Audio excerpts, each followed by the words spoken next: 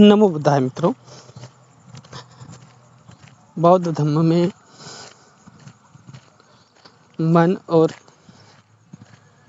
मन के विषयों का अभ्यास किया जाता है। बौद्ध धर्म की जो आधारशिला है वह मन है। मन मुख्य है, मन प्रमुख है। मन सभी धर्मों का अंग है, पूर्व अंग है, ऐसा बुद्ध कहते हैं। इसलिए बुद्ध का धर्म पूरा मन पर प्रतिष्ठित है। इसे थोड़ा सा समझने के प्रयास करें। मन जो है वह क्या है?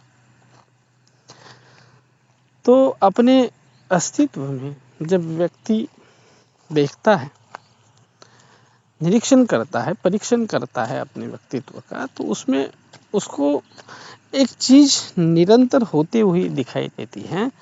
वह है चिंतन मनन की प्रक्रिया। उसके भीतर चिंतन मनन की प्रक्रिया निरंतर चलते रहती है और यही चिंतन मनन जो है वह मन है। मन और कुछ न होकर यह चिंतन मनन की सतत बहने वाली धारा है। और चिंतन मनन के लिए विषय जरूरी होता है। तो जिस विषय को वो ग्रहण करता है वह विषय उसका मन का विषय बन जाता है। वह विषय जो है वह उसके मन को कार्य करने का विषय बन जाता है। तो वह हो गया उसके मन का विषय, क्योंकि उसका मन किसी न किसी विषयों को लेकर चिंतन कर रहा है, मनन कर रहा है। तो बुद्ध धर्म में धम्म माने मन का विषय है। तो धम्म और कुछ न होकर क्या है? विषय है। अब जो विषय उसके मन ने धारण किया वो हो गया धर्म। तो धर्म और कुछ नहीं है, मन ने धारण किया हुआ विषय है, उसी को धम्म कहते हैं। अब समझ लीजिए कि व्यक्ति ने लोभ को धारण किया है, तो लोभ यह विषय हो गया। तो यह विषय है। यह विषय किसका है? मन का विषय है। तो इस अर्थ में लोभ यह धर्म हो गया। समझ लीजिए कि मन जो है वो द्वेष का चिंतन मनन कर रहा है, द्वेष की धारा बह रही है चित्त में, तो द्वेष ही है मन का विषय हो गया। और यह मन का विषय है इसलिए यह धर्म है, तो द्वेष धर्म हो गया। लेकिन ये धर्म जो है, लोभ है, द्वेष है, ईर्ष्या है, मत्सर है, ये जो धर्म है ये धर्म अकुशल है। क्यों इसे अकुशल कहा गया है? इसे अकुशल इसलिए कहा गया है क्योंकि ये धर्म मन को पूर्ण शांति, पूर्ण समाधान, पूर्ण सुख नहीं दे सकते।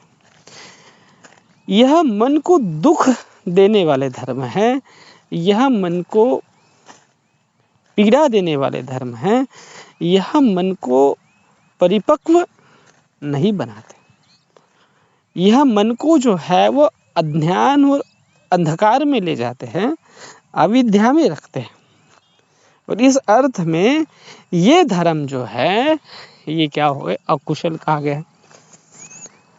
तो व्यक्ति जितना इन अकुशल धर्मों को धारण करेगा उतना ही वह जो है वो दुर्बल होते जाएगा, कमजोर होते जाएगा, उसकी मेधा परिपक्व नहीं होगी, वह परिपक्व मेधा वाला व्यक्ति नहीं बनेगा, वह सुखी नहीं रह सकता, वह आनंदी नहीं रह सकता, वह प्रसन्न नहीं रह सकता, वह शांत नहीं हो सकता, परम शांत नहीं हो सकता। तो परम शांति के लिए, परम सुख के लिए, परम आनंद के लिए, खुशी के लिए, आनंद के लिए व्यक्ति को चाहिए कि वह कुशल धर्मों को धारण करे।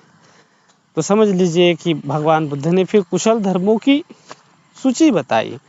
भगवान बुद्ध ने बताया कि ये कुशल धर्म है, जैसे कि श्रद्धा कुशल धर्म है, दान कुशल धर्म है, मैत्री कुशल धर्म है। तो कुशल धर्म को करिए। तो ये मानसिक कर्म है बेसिकली।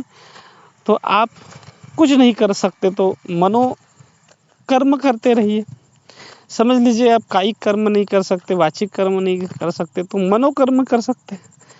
तो मनोकर्म ये सबसे प्रधान कर्म माने हैं बुद्ध ने।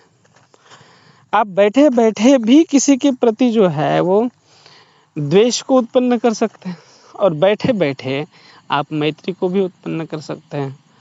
तो बेहतर है कि किसी के प्रति द्वेष उत्पन्न करने से अच्छा है कि मैत्री को उत्पन्न करें, मैत्री के भाव मन में चलाएं,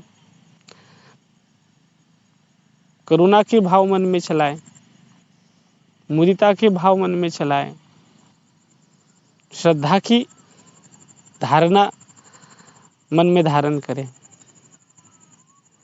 तो ये कुशल चीजें हैं, जो कुशल धर्म है, जिससे आपको सुख होता है, जिससे आपको शांति मिलेगी, जिससे आपको प्रसन्नता प्राप्त होगी।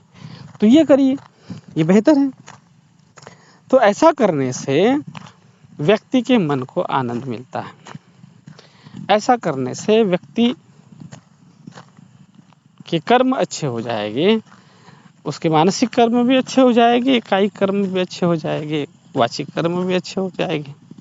किसी के प्रति दुष्भावना मन में लाने से अच्छा है कि उसके प्रति सद्भावना लाएं। किसी के प्रति जो है वो गलत भाव मन में उत्पन्न करने से अच्छा है कि उसके प्रति अच्छे भाव उत्पन्न करें, क्योंकि आपके मन में वो चीजें उत्पन्न हो रही है ना, इसलिए। और बेवजह आप जो है उस चीजों को, उस विचारों को मन में चलने देते हैं, और वो विचार आपको तकलीफ देते हैं। तो बेहतर है कि उन विचारों को चेंज करें, उन विचारों को जो है वो बदलें। इसमें भलाई है व्यक्ति की। यही मार्ग बुद्ध धर्म का मार्ग है। अपने मन को बुरे विचारों से, गलत विचारों से, पीड़ा देने वाले विचारों से निकालकर उसको सुकून देने वाले, उसको प्रसन्नता देने वाले, उसको शांति देने वाले विचारों को मन में चलाए।